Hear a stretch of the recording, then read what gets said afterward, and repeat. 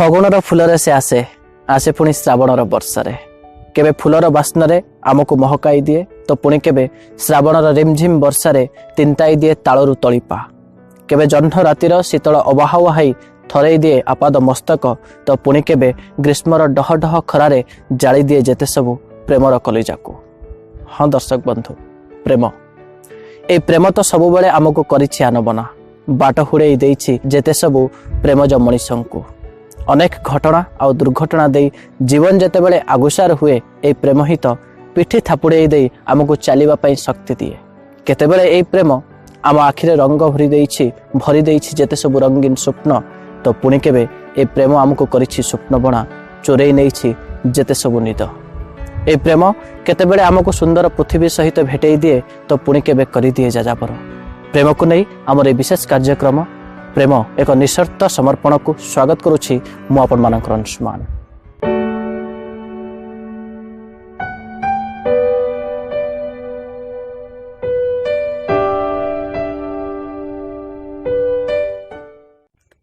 ଲୋକମାନେ କୁହନ୍ତି ପ୍ରେମ କାଳେ ଜୀବନରେ ଥରେ ହୁଏ, ହେଲେ ମୋ ସହିତ ହେଇଛି ବାରମ୍ବାର। ମୋ ପ୍ରଥମ ପ୍ରେମ ସେତେବେଳେ ହେଇଥିଲା ଯେତେବେଳେ ହୁଏତ ମୁଁ ଜନ୍ମ ହେଇନଥିଲି।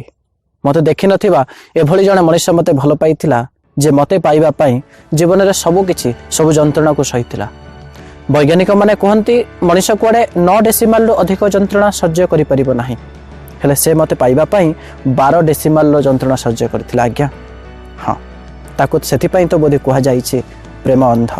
ମୁଁ କହୁଛି ମୋ ମା କଥା, ଯେ ଏପର୍ଯ୍ୟନ୍ତ ମୋତେ ଭଲ ପାଇଛି ଆଉ ମୋ ଜୀବନର ପ୍ରଥମ ପ୍ରେମ ମୋ ମା, ମୋ ବୋଉ। ମୁଁ ଦ୍ୱିତୀୟ ଥର ମୁଁ ପ୍ରେମରେ ପଡ଼ିଥିଲି ଏଭଳି ଜଣେ ନିଷ୍ଠୁର ମଣିଷଙ୍କୁ ଯାହାକୁ ଏ ଦୁନିଆ ବାପା ବୋଲି କହନ୍ତି। ମୁଁ କିନ୍ତୁ କହେ ସେ ଏଭଳି ଜଣେ ବିଚିତ୍ର ମଣିଷ ଯିଏ ସବୁ ସମୟରେ ବାହାରେ ଆମକୁ ଗରଗର ହୁଅନ୍ତି, ରାଗନ୍ତି ଆଉ ଭିତରେ ଯେତେ ସବୁ ଲୁଚେଇ ରଖିଥାନ୍ତି ଅନାବିଳ ସ୍ନେହ, ପ୍ରେମ। ମୋତେ ବୟସ 14 ବର୍ଷ ହେଇଥାଏ। ମୁଁ ବୋଉକୁ କହିଲି, ବୋଉ ଆଜି ମିସ୍ କହିଛନ୍ତି ମୋତେ ନୂଆ ସୁ ଦରକାର, ନୂଆ ସୁ ନଦେଲେ ସ୍କୁଲରେ ଆଲାଉ କରିବେନି। ବୋଉ ସନ୍ଧ୍ୟାବେଳେ ବାବାଙ୍କୁ ଫୋନ କରି କ'ଣ କହିଲା କେଜାଣି, ବାବା ହଠାତ୍ ରାତି 9ଟାରେ ଆସି ପହଞ୍ଚିଗଲେ ଘରେ। ମୋ ଘରଠାରୁ ବାବାଙ୍କ ଅଫିସ ବେଶୀ ଦୂର ନୁହେଁ, ମାତ୍ର 250 କିଲୋମିଟର। କିନ୍ତୁ ଏଇ 3 ଘଣ୍ଟା ଭିତରେ ବାବା କେମିତି ପଳେଇ ଆସିଲେ ସେ କଥା ଆଜି ମୁଁ ବୁଝିପାରୁନି। ଖାଲି ସେଦିନ କାହିଁକି, ଯେତେବେଳେ ବି ଗଣେଶ ପୂଜା ଆସେ, ସରସ୍ୱତୀ ପୂଜା ଆସେ, ବାବା ଏମିତି ରାତିରେ ଆସି ହାଜର ହେଇଯାଆନ୍ତି। ସତେ ଯେମିତି ତାଙ୍କ ଭଲ ପାଇବା ଆଗରେ ଏ ଦୂରତା କିଛି ଜଣାପଡ଼େ ନାହିଁ, ଏ ଦୂରତା କେବେ ବି ଅଟକେଇ ପାରେ ନାହିଁ ବାବାଙ୍କୁ ମୋ ଠାରୁ। ହଁ, ମୋ ଦ୍ୱିତୀୟ ପ୍ରେମ ମୋ ବାବା। ମୋ ଲାଇଫର ତୃତୀୟ ପ୍ରେମ ଯାହାକୁ ମୁଁ ଦୁନିଆର ସବୁଠାରୁ ବେଶୀ ଘୃଣା କରେ, ଖାଲି ମୁଁ କାହିଁକି ଆପଣମାନେ ମଧ୍ୟ ଘୃଣା କରୁଥିବେ, ଯିଏ ଆମେ ଗାଳି ଖାଇଲା ବେଳେ ନିଆଁରେ ଘିଅ ଢାଳେ, ଯିଏ ବାବାଙ୍କ ଆଗରେ ଆମ ନାଁରେ ଏଣୁ ତେଣୁ ଗୁଡ଼ାଏ କଥା ଗପେ। ହଁ, ଭଉଣୀ, ଯାହାକୁ ଆମେ ଶୈତାନ ବୋଲି କହୁ। ସେ କ'ଣ କେଜାଣି ଗୋଟିଏ ଡୋରି ଆଣି ବାନ୍ଧିଦେବ ଆଉ ତା ବାହାନାରେ ମାଗିବ ଯେତେ ସବୁ ଉପହାର, ଯେତେ ସବୁ ଗିଫ୍ଟ।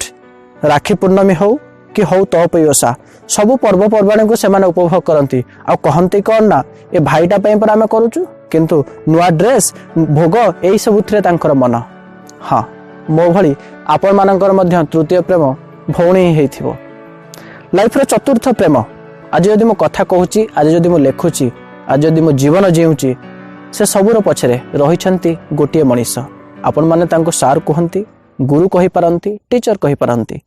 ସେ ଦେବଶ୍ରୀତା ମ୍ୟାମଙ୍କର ଅଂଶୁଡାକ ହଉ ଅବା ଡୋଜାଲିସା ମ୍ୟାଡାମଙ୍କର ରାଗ ଗରଗର ଏ ଆୟୁଷ୍ମାନ ପାଠ ପଢ ନହେଲେ ଗୁଡ଼ାଏ ଖାଇବୁ, ବା ହଉ ମୃତ୍ୟୁଞ୍ଜୟ ସାର୍ଙ୍କର ଅଂଶୁମାନ ବାବା ଭଲ ଅଛ ଏ ସମ୍ବୋଧନ। ସେଇମାନେ ତ ମୋତେ ଭେଟେଇଛନ୍ତି ଜୀବନକୁ, ସେଇମାନେ ତ ହାତ ଧରି ଲେଖେଇଛନ୍ତି ମୋତେ ବ୍ରହ୍ମା ବିଷ୍ଣୁ ଆଉ ମହେଶଙ୍କୁ। ସେଇମାନଙ୍କ ପାଇଁ ମୁଁ ଆଜି ବଢ଼ୁଛି ଜୀବନର ରାସ୍ତାରେ ଆଗକୁ। ହଁ, ମୋ ଜୀବନର ଚତୁର୍ଥ ଭଲ ପାଇବା ମୋ ସାର୍, ମୋ ଗୁରୁ। ମୋ ଜୀବନର ପଞ୍ଚମ ଭଲ ପାଇବା ଏଭଳି କିଛି ମଣିଷଙ୍କୁ ଯେଉଁମାନଙ୍କୁ ହୁଏତ ମୁଁ ଚାହିଁନି ମୋ ସହିତ ସବୁ ସମୟରେ ରହିବା ପାଇଁ। ଏଭଳି କମିନାମାନେ ଅଛନ୍ତି ଯେଉଁମାନେ ମୋ ଟିଫିନ୍ ବକ୍ସକୁ ଆଗ ଖାଇଦିଅନ୍ତି। ମମି ଯାହା ପଠେଇଥିବ ମୋ ଟିଫିନ୍ ବକ୍ସର ଗୋଟେ ବଡ଼ ହିସ୍ସା ତାଙ୍କ ପାଖକୁ ଯିବ। ମୋ ନୋଟ୍ ଖାତା ହଉ, ମୋ ୱାଲେଟ୍ ହଉ ଅବା ହଉ ମୋର ଗାର୍ଲଫ୍ରେଣ୍ଡ, ତାଙ୍କ ନଜର ସବୁବେଳେ ଥାଏ ତାଙ୍କ ଉପରେ। ହଁ, ବେଷ୍ଟ ଫ୍ରେଣ୍ଡ, ସାଙ୍ଗ। ଆପଣମାନେ ତାଙ୍କୁ ସାଙ୍ଗ କହନ୍ତି, ମୁଁ କିନ୍ତୁ କହେ ଶୈତାନ। ଯେଉଁମାନେ କେବେ ଆମକୁ କାନ୍ଦିବାକୁ ଦିଅନ୍ତିନି, ଯେଉଁମାନେ ଜୀବନର ରାସ୍ତାରେ ଆମକୁ ଏକୁଟିଆ ହେବାକୁ ଦିଅନ୍ତିନି, ସବୁ ସମୟରେ ସବୁ ପରିସ୍ଥିତିରେ ଆମ ସହିତ ରୁହନ୍ତି। କେବେ ଆଖିର ଲୁହକୁ ସେମାନେ ଭାଗ ବସାଇ ନିଅନ୍ତି ତ ପୁଣି କେବେ ଛୋଟ ଛୋଟ ସକ୍ସେସରେ ସେମାନେ ମାଗନ୍ତି ଟ୍ରିଟ୍। ଜୀବନର ପଞ୍ଚମ ଭଲ ପାଇବା। मो जीवन षष्ठ भल पाइबा मु भल पाए आकाश को जे मते शिखई बड़ हवा को स्वप्न देखा मु भल पाए माटी को जे मते शिखई सहनशीलता मु भल पाए मो परिवार को जो माने सबु समय रे सबु परिस्थिति रे मो सहित रही।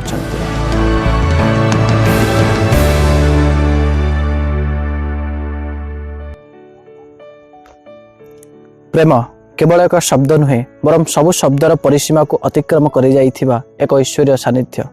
प्रेम एभली एक रज्जु जहाँ प्रतिटी हृदय को बांधि पारे आ बांधि पारे ए पृथ्वी को। हेले आज ए प्रेम को नहीं एते चर्चा कहीं बाटरे घाटरे। आज प्रेम कैद हो रही नाही दुईटी चरित्र भितरे।